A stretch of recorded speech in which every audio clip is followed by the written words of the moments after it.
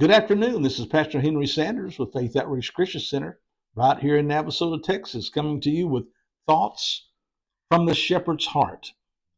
I find great pleasure in being a shepherd. Uh, got a lot of responsibility in that, but there's so much wonderful results and uh, wonderful things that comes out of that when I see people born into the kingdom of God and they come in, they get nurtured with the word. They get loved by the other sheep, so to speak, and they begin to just flourish in their own personality, their own way of life.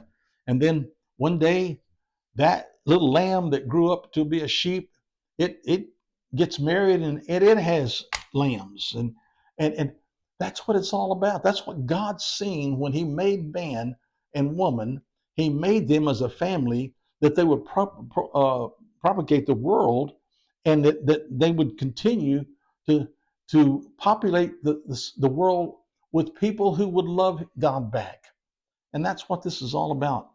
God God created us so we could love Him.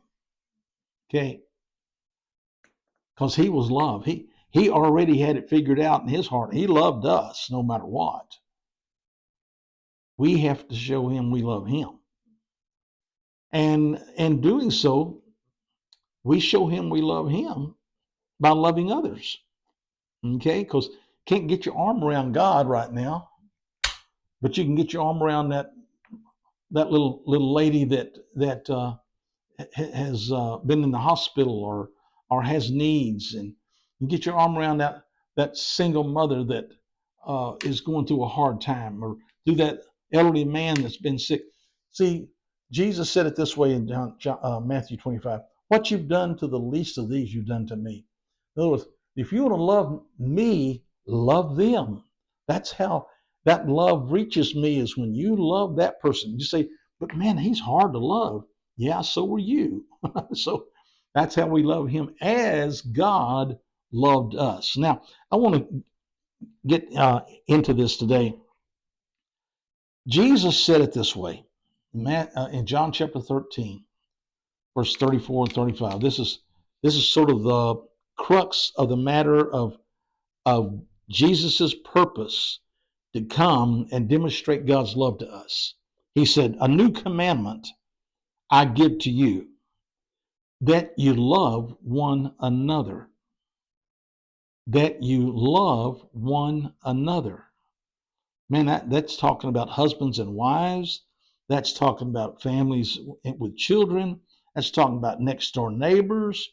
That's talking about loving the pastor and his family, and the pastor loving the sheep. That's talking about brothers and sisters. That's talking about your enemy. It's talking about loving those people that's not lovable. It's talking about those people that's taking advantage of you. Those people that you, in your own mind, say they don't deserve to be loved. Well, God so loved us when we were unworthy, undeserving. He sent His Son to die for us. God commended His love toward us, and while we were yet sinners, Christ died for the ungodly. So a new commandment, He says, I give to you, that you love one another as I have loved you, that you also love one another. This is the telltale of the Christian life. Somebody says, "Well, how are you doing your Christian life?" I say, "Well, how's your love life?" Okay, you know, well, I've got a problem with this guy, and I don't like this guy, and then my wife and I've got this situation going, and I just that guy really makes me upset. And I'm gonna tell you what, that man, he's done me wrong, and I'll never forgive him. And this is what you hear. And the thing is God's saying each one of those things. He said, that's your challenge. You got to take my love that I loved you with and go out there and love those people and show them my love.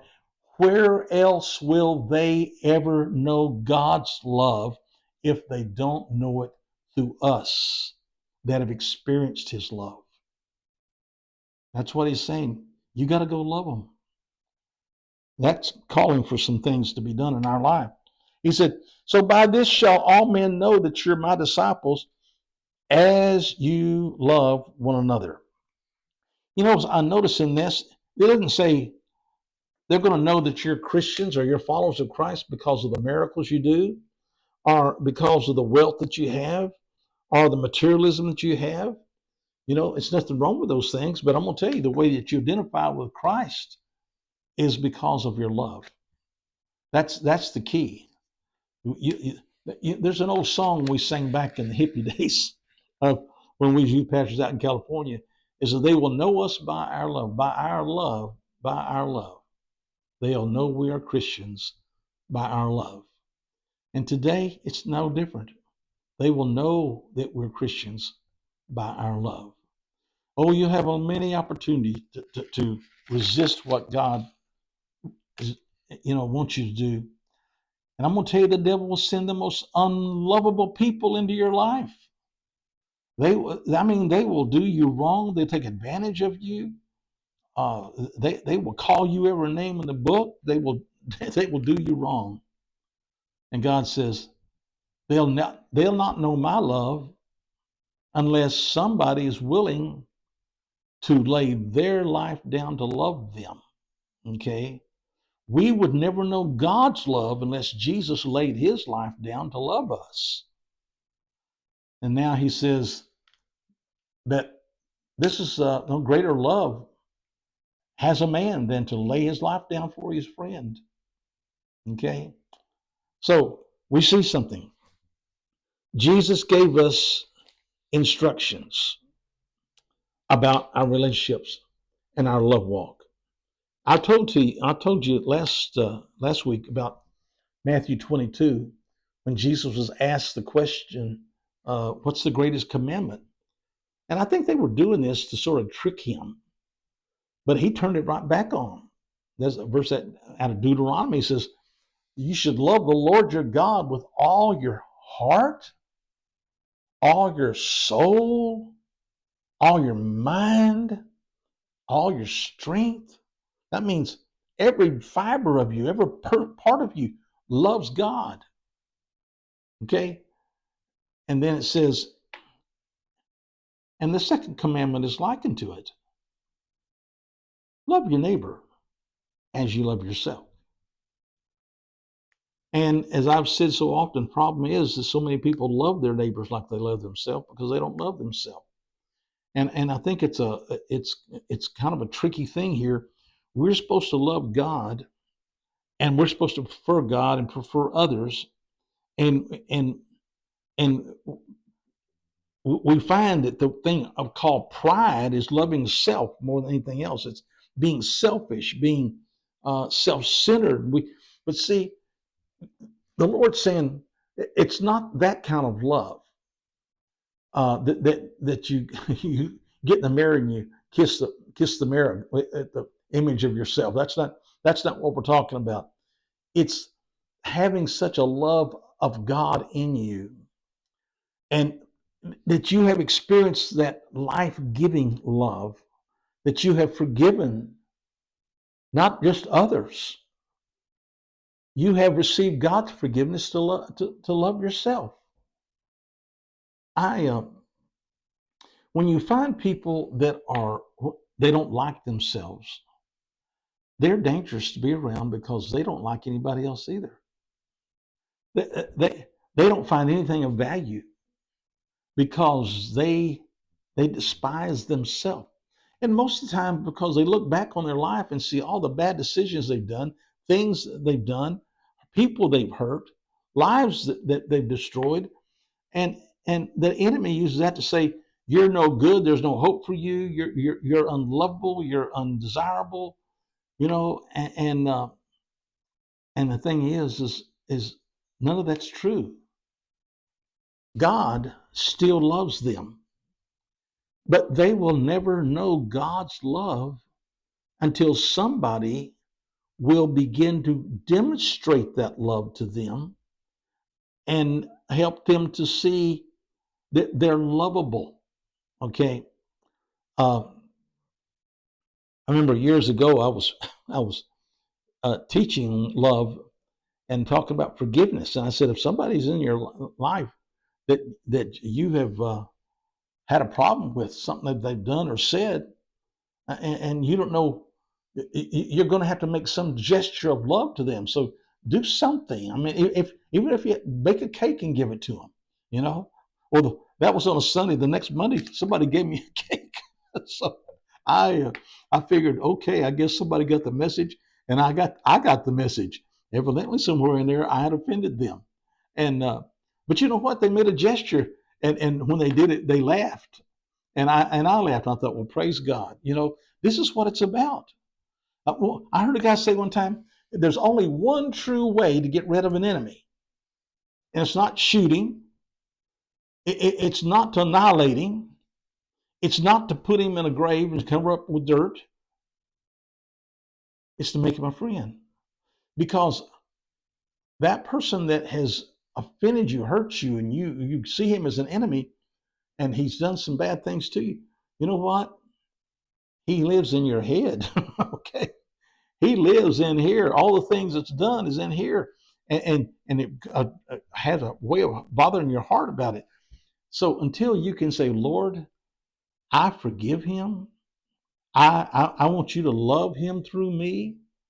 I want you to let him know your love, and just use me as a conduit. And you know what? It's not an easy thing to do, but you start showing gestures of kindness. You do something. You call them by name. You go out of your way for them. And you know what? After a while, they wonder, what are you doing? What's up your sleeve, so to speak? What's going on?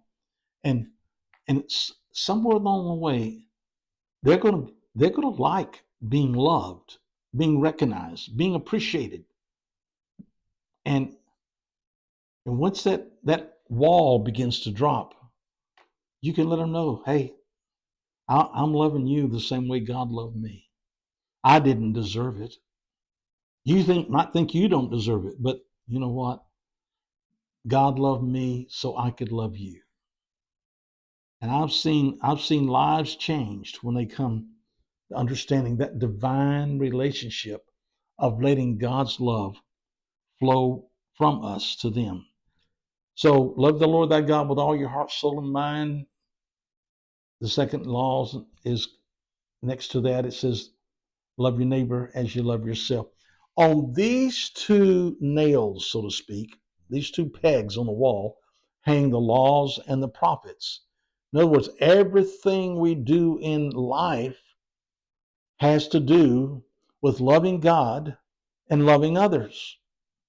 Fact is, the Ten Commandments, 4 of those is loving God, 6 of those is loving others. They're the civil laws. You know, I'm not going to commit adultery. I'm not going to steal, lie. I'm not going to bear false witness. You know, I'm not going to do those things because I love these people. You know, and I'm not going to do these things that hurts the heart of God because I love Him and I prefer Him, and we prefer each other. Done a lot of marriage counseling over the last nearly 60 years of ministry, and I've heard it. Okay, I could write a book on all the excuses I've heard and things. You know, well, we just don't love each other anymore. We used to really love each other, but we grew out of love, or we fell out of love. Well, first of all, you don't fall in love and you don't fall out of love. You know, love is something that just happens. It's the birth of something supernatural inside your heart towards somebody, and that love is demonstrated by your unselfish gestures of preferring that person, putting them first, asking them what they would like to do. You know, we've talked to couples about, well, you know, we've been married for 15 years and we just don't love each other anymore. I said, that's strange. Did y'all ever love each other? Yeah, we did. I said, what did you do when you loved each other? Well, we did this. And I said, you don't do that anymore? No, we don't do that. I said, have you ever tried doing that anymore? You know, it worked back then. Can you still take them out to eat? Can you still go to the movies? Can you do something that says, I appreciate you. I prefer you. I want to be with you.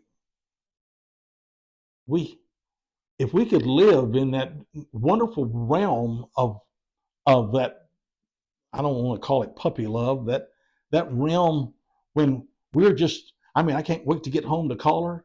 And I tell you what, I just can't wait to get out and take her out on a date and let's sit there and uh, talk about the birds and the bees or whatever, you know. But when we find pleasure to be together, you don't have to grow out of that. I know kids come along, problems come along, job problems come along, health problems come along. But I'm going to tell you, down inside, there's still a young man and a young woman that longs to be loved. They might be old in the age, but there's still something that's miraculous. It's called love that we can share with each other. God bless you all.